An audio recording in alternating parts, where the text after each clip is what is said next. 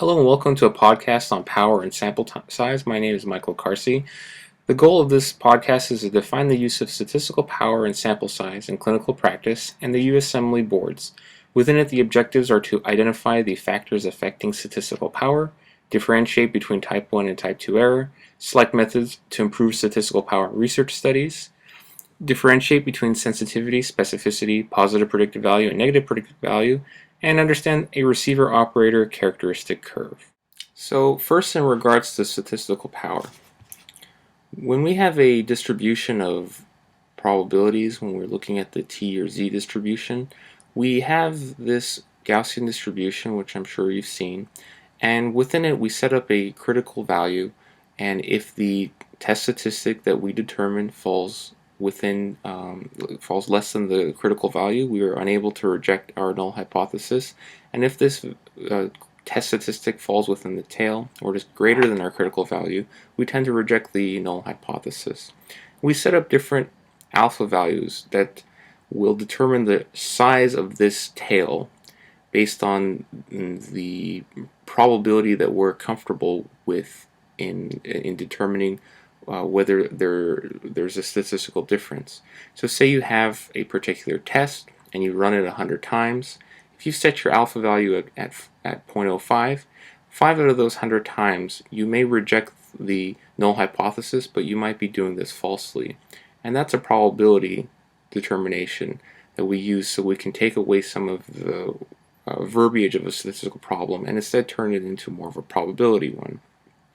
So when you have your null hypothesis of mu equals mu naught, the alternative hypothesis in this case was mu is greater than mu naught, and we set alpha as 0.05, but there is a chance of rejecting the null hypothesis when it is in fact true, and this is 5%, or also known as an alpha error, type 1 error. And I will go into what these types of errors are and how they're important in statistical decision making. So here's a grid of statistical decisions, and we're going to fill it out and try to understand what it means.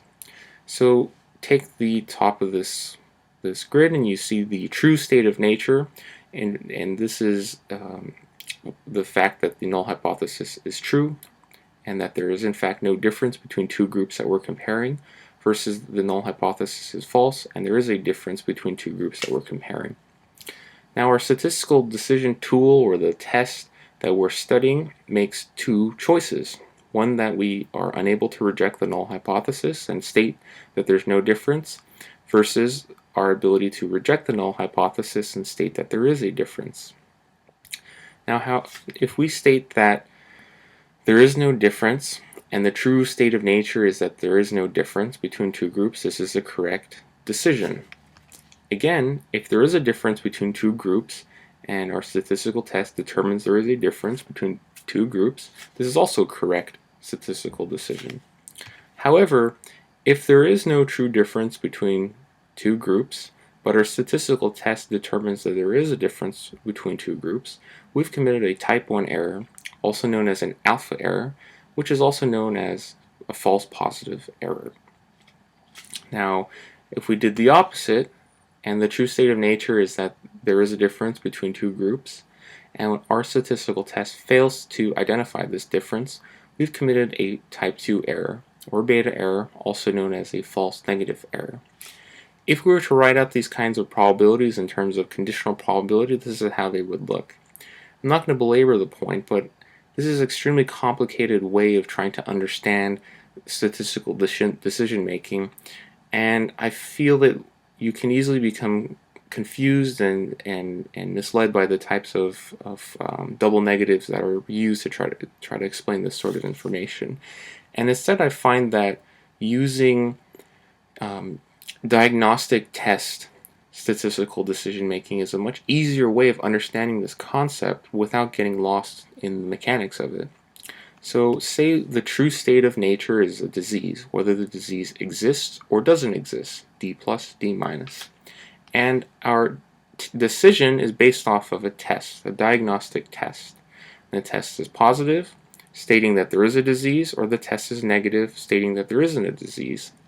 In reality, nature holds this information regarding the disease, and we try to figure it out using our tests. But our tests are not perfect.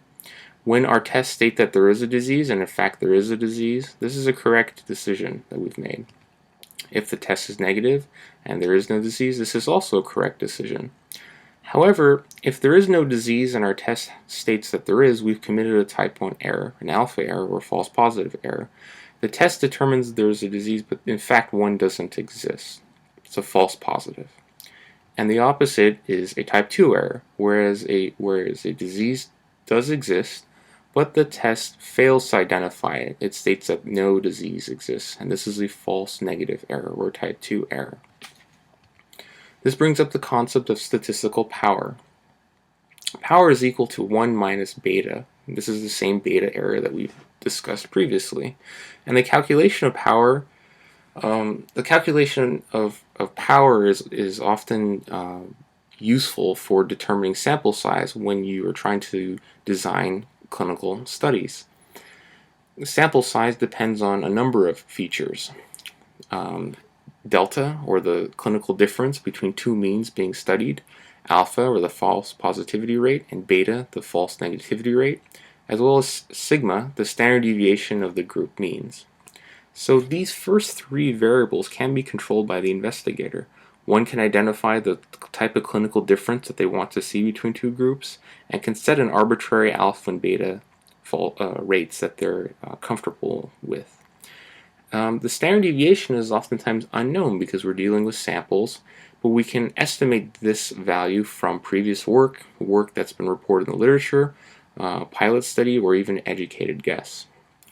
We consider power levels of 80 to 90% or 0.8 to 0.9 as effective, stating that we feel comfortable that that sort of test is able to determine a difference between two groups and has enough samples to be able to do so.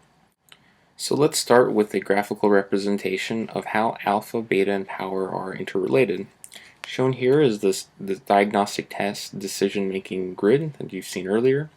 And let's start with our control group. This is a control group which has a particular mean, mu naught, and a particular value, z, which is a value that we have established at a particular alpha level to be a critical value, whereas any patient that falls higher than this value we consider to be diseased or part of an experimental group.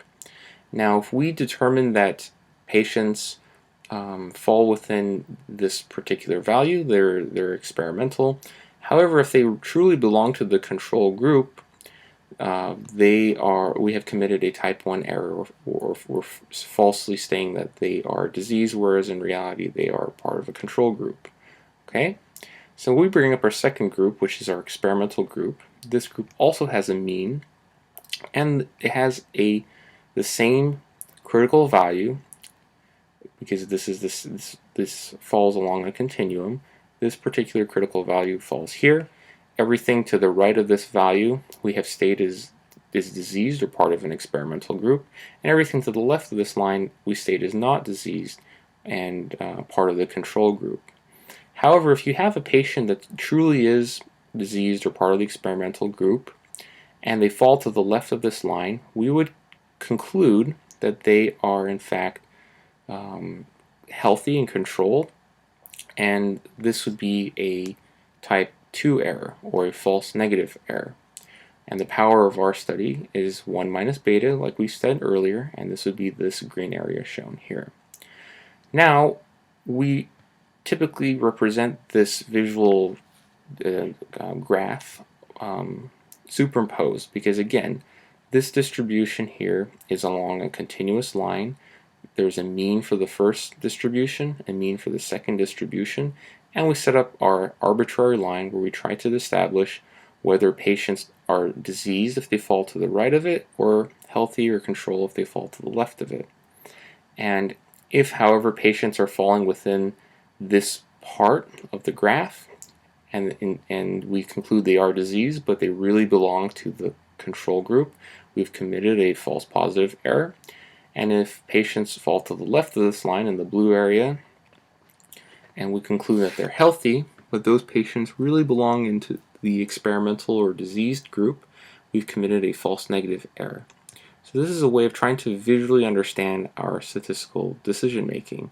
And these types of graphs are the ways that we set up what the critical values are with diagnostic tests. Now we want to understand what happens when we start to alter the different parameters of these curves. Now one of the things that we can start adjusting is the alpha value. Now if we decrease alpha value from 0.05 to 0.01, what would be the effect on statistical power or beta error? And for a fixed sample size, as alpha is decreased from 0.05 to 0.01, beta becomes larger and power decreases, which you can see here. As you move this line to the right, our alpha error decreases, however our beta error increases, and our power, which would be here, decreases. So you get reduced false positives but increased false negatives. Now what would be the effect of increasing the difference between mu0 and mu1? For fixed sample size and alpha, as the difference between mu0 and mu1 increases, beta decreases and power increases. So shown here, if we have our difference between mu0 and mu1, if we increase this difference, and we essentially are shifting our second curve to the right, our beta error decreases, alpha error is unchanged because we didn't touch it, and the power of the study increases, 1 minus beta. Now what would be the effect of increasing sample size? Well, sample size, if increased, would cause these curves to be more peaked because the means would be they would be unchanged, but our deviation from the mean would be reduced because we're more confident in the particular mean. And for a fixed alpha value, an increase in sample size n will decrease beta, shown here, and increase power, 1 minus beta, by reducing the standard error, or sigma, divided by square root of n. And that accounts, the standard error accounts for why these curves start to become more peaked. The confidence in the difference between mu0 and mu1 increases, and the likelihood to reject the null hypothesis increases. Again, false positivity rate, or alpha, is unchanged, but the false negativity rate, beta, decreases. Now, an easy way of trying to understand these different changes and their effects on power is to note that changing all of the factors alters power in the same direction. So if you decrease alpha, you decrease power. If you increase sample size, you increase power. If you increase the difference between two means, you increase power. And this is an example of when you're looking at one-sided tests, and you're looking at something called power curves.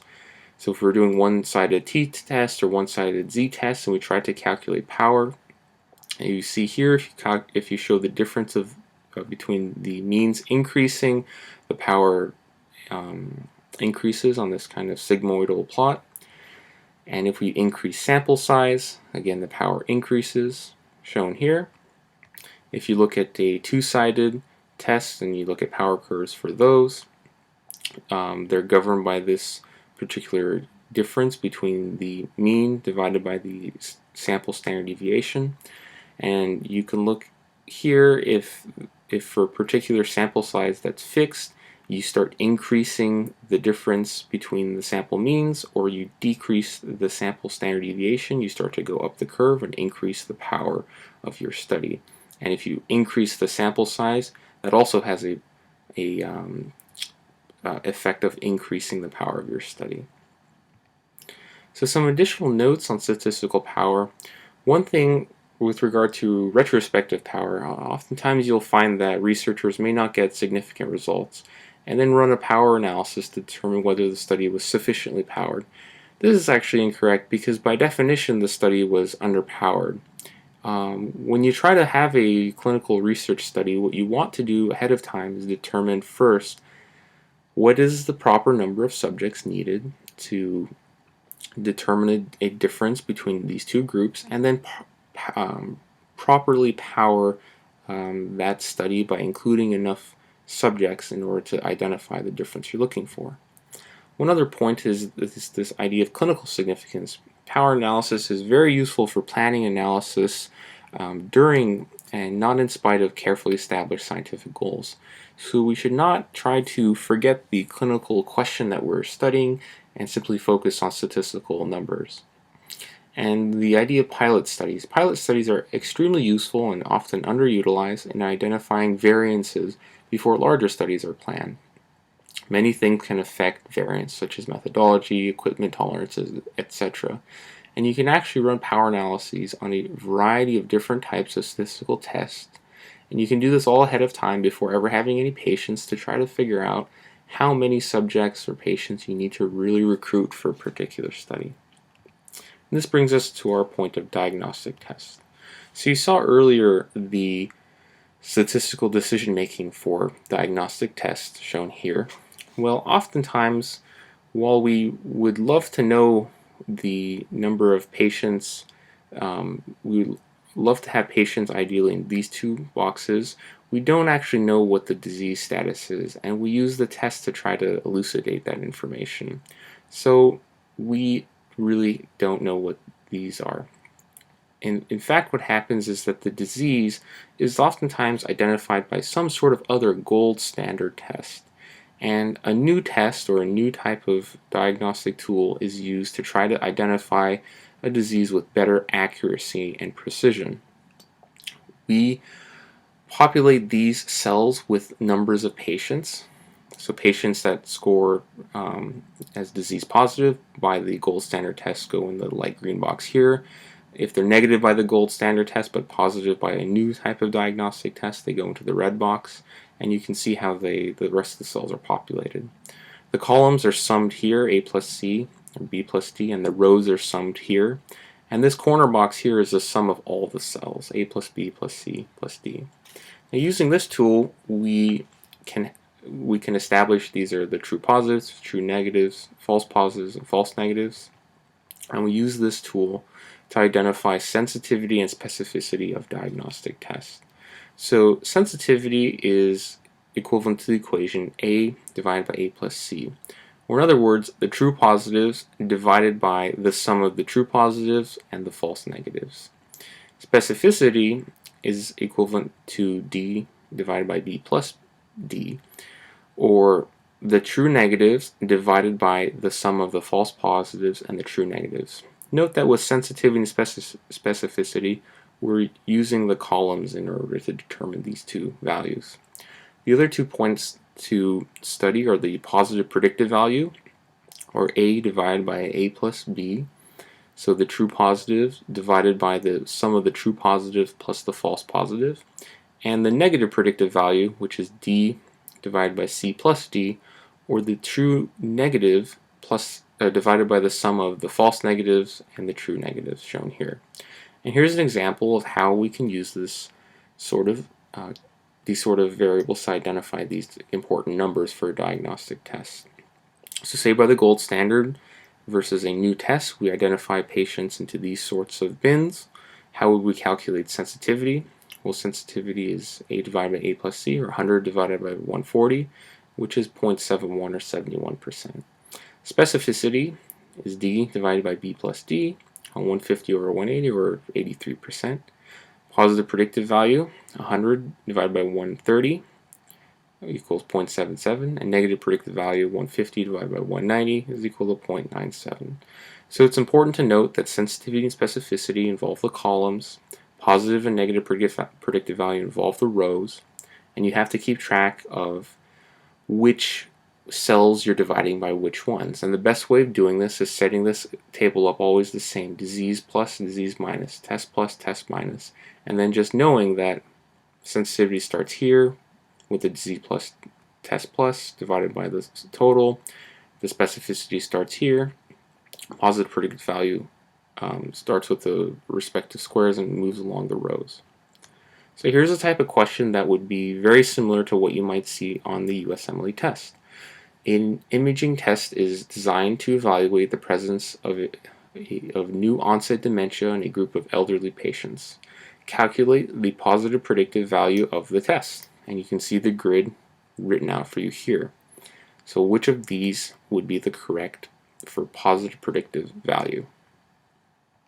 And the answer is C, 150 divided by 190. Now another point to make on disease diagnostic tests is the impact of disease prevalence. Now I want to mention two different definitions. One of disease incidence, which is an epidemiological definition having to do with the risk of a disease within a finite period of time, versus disease prevalence, which is the total number of cases in a population over oftentimes a longer period of time. And one of the things that you can notice with disease prevalence is that we actually have that as part of this table, which is basically disease plus over the total number of patients. So A plus C divided by N is our disease prevalence. Well, one thing to keep in mind is that because positive predictive value depends on this cell here, it is proportional to the disease prevalence. And as disease prevalence decreases, we have a decrease in positive predictive value. Hence, as there are fewer disease patients in the population, the diagnostic test has a much more difficult time picking up diseases. Now, this tool is extremely important for diagnostic tests in order for them to be accurate, and it cannot be overstated that a diagnostic test should be used for a population that it was initially designed for in order for it to be accurate. So here's an example of if you fix sensitivity and specificity for a diagnostic test and you increase population prevalence, what the effect of that would be on a test. So this is a test of almost perfect sensitivity and specificity. You could not get any better than that. But if you change the population prevalence of a disease, you can go from a very bad test to actually very good test. So it's a very important concept to keep in mind. Here's an example of how this type of concept is tested on the USMLE exam. A new test is designed to detect HIV during antepartum patient screening. The test is used in South Africa, where HIV has a prevalence of 15%, and the US, where HIV has a prevalence of 1%. Which is the most accurate statement regarding the test in the African population? A, sensitivity is higher. B, specificity is higher. C, positive predictive value is higher. D, negative predictive value is lower. Or E, the test is not accurate. And the answer is C, positive predictive value is higher. Disease prevalence does not change sensitivity, specificity, or accuracy of a diagnostic test. Those values are identified when the test is initially evaluated, but disease prevalence will have a significant impact on positive predictive value, and we'll pick up more disease when there is more disease available. Negative predictive value is not impacted by disease prevalence. Now, one thing that I should mention is the difference between screening and confirmatory tests. Oftentimes, these come up with diagnostic tests in a clinical setting. The screening tests are used to try to detect disease before signs and symptoms of that disease have become noticeable. They must have high enough sensitivity to avoid false negatives. You want to try to pick up as many patients as you can, and they should have moderate specificity, as we do tolerate a few false positives. So some examples of screening tests are hearing tests, colonoscopies, pap smears, many types of these ELISA serological tests that you will see in the clinical setting. Now that should be distinguished from a confirmatory test. These are used to identify disease in a suspected individual. So while they have moderate sensitivity, the disease is oftentimes suspected in these individuals. So the confirmatory test really must have a much higher specificity, because it's going to be the kind of gold standard to determine whether a disease is present. And some examples of this are the HIV Western blot detection test or the hepatitis C virus PCR detection test. So if you have a particular patient, initially they're going to be screening for HIV using an ELISA test, which is a great screening test, but it has quite poor specificity. And then patients that are flagged as positive will have a confirmatory Western blot test, which is much higher specificity, and it's more complicated but much more accurate in diagnosing HIV. So type of question that you might see with regards to these statistical diagnostic test decision-making tools is one shown here. A new test is being devised for identifying metastatic brain carcinoma. The level of a specific antigen was evaluated. What would be the effect on the specificity of the assay if the cutoff point is moved from X to A? Would it be decreased, increased, undetermined, unchanged, or none of the above? And the answer is B, increased. So one thing you want to keep in mind is that when you increase specificity, you are essentially setting a much higher threshold for disease to be considered.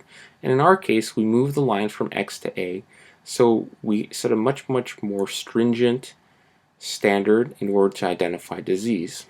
And what we're doing is creating a more specific type of test, and we decrease the false positives as a higher threshold is required for a particular subject to be flagged as diseased. However, the sensitivity of that type of test is decreased because what is happening is you're going to increase the number of false negatives. There's a higher threshold for disease, meaning that values that are high but not high enough are going to be flagged as normal, and so they're going to be stated as false negatives. So you have increased false negatives. Okay, and you can see the false negatives shown here, which is basically this part which increases. Okay. Another type of question is here. A new test is being devised for identifying metastatic brain carcinoma, same as before. Now, what would be the effect on the sensitivity of the assay if the cutoff point is moved from X to B? Would it be decreased, increased, undetermined, unchanged, or none of the above? And the answer is B, increased. And why is that?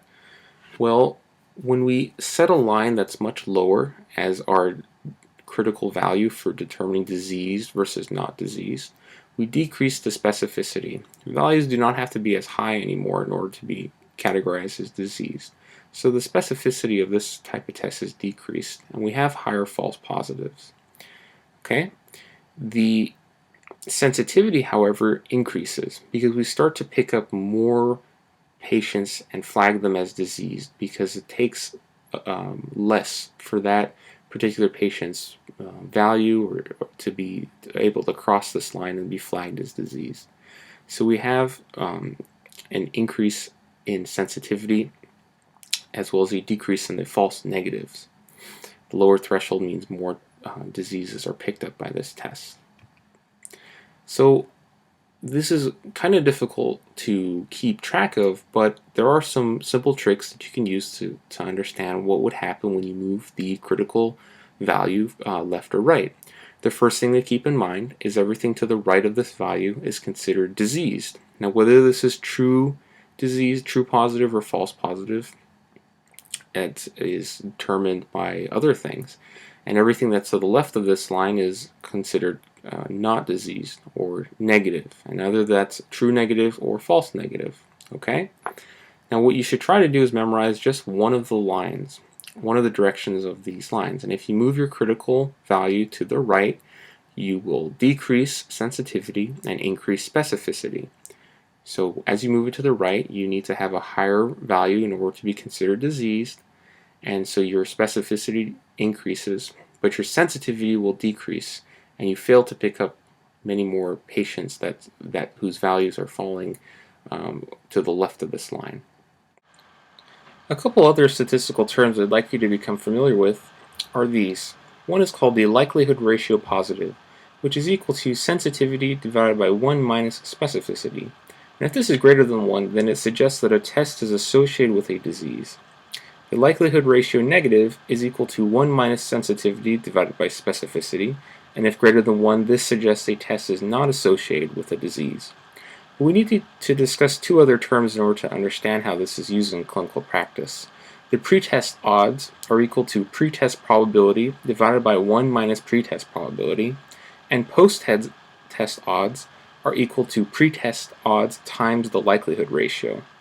And I'll explain in the next slide how these are used. Something called the Fagan normogram may be something you might see in clinical practice. And basically, it shows a pretest probability here, which is a probability that a particular patient has some sort of disease before any sort of diagnostic test has been done. The likelihood ratio shown here is the ability of that particular diagnostic test to predict a disease, and the post-test probability shows you what the percentage of a patient, the patient's probability of having disease is after using that sort of diagnostic test. And the way you use a Fagan normogram is you basically line up your pretest probability with the likelihood ratio and draw a straight line between the two, connecting, and that would equal the post-test probability.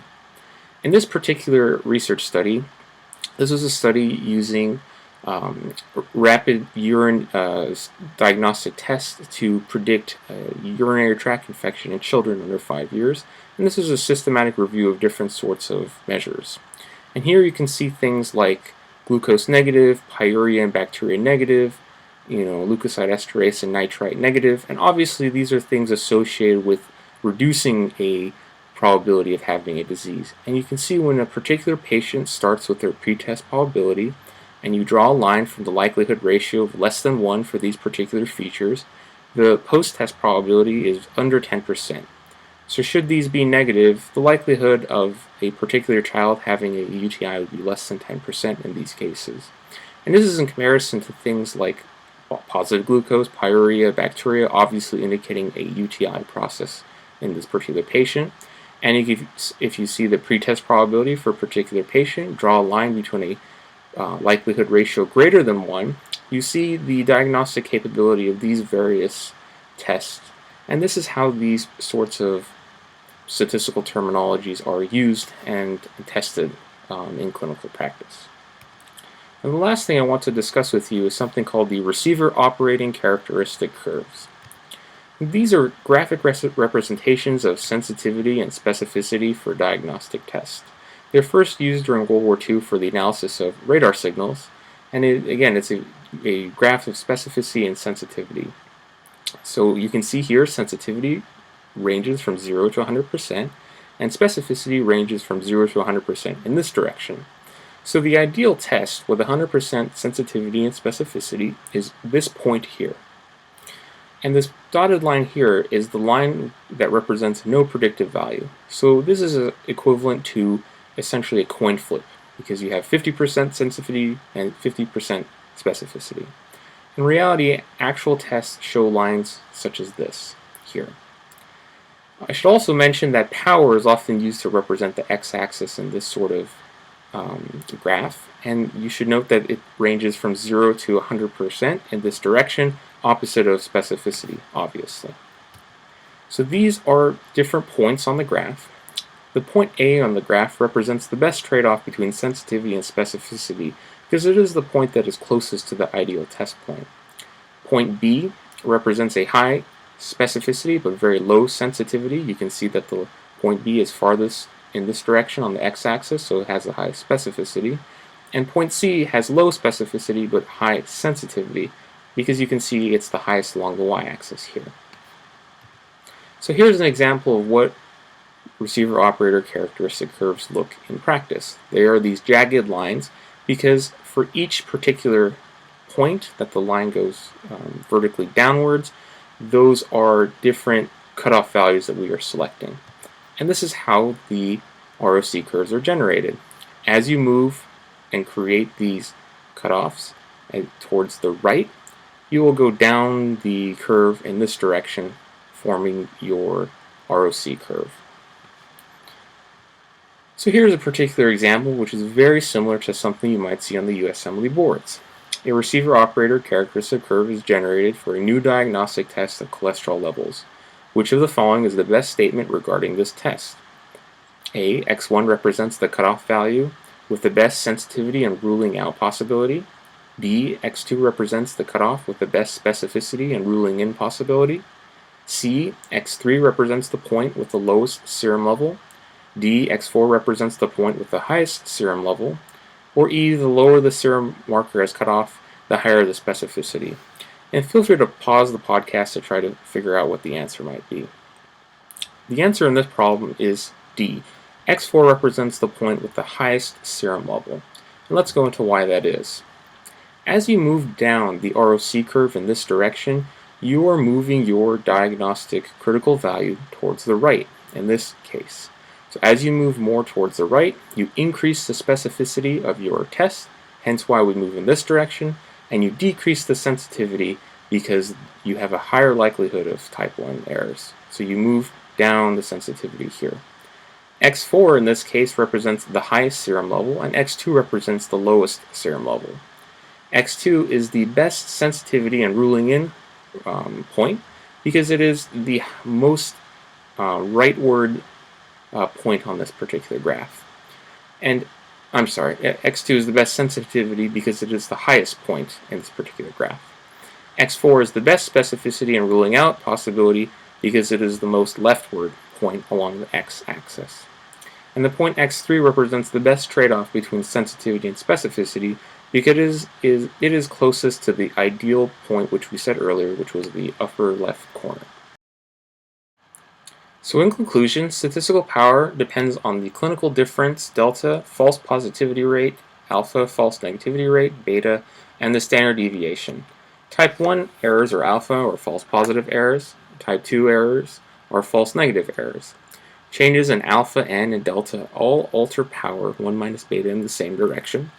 Pilot studies are important ways of determining standard deviations in order to calculate power for larger studies. Sensitivity, specificity, positive predictive value, and negative predictive value have their definitions that you can see, and these are important things to try to memorize. A decrease in disease prevalence results in decreased positive predictive value. Screening tests have high sensitivity, while confirmatory tests have high specificity. An increase in diagnostic test thresholds will decrease sensitivity and increase specificity. Receiver-operator characteristic curves are graphical representations of sensitivity and specificity for diagnostic test thresholds. And here are some references for figures that were used in this podcast. Thank you so much for your attention.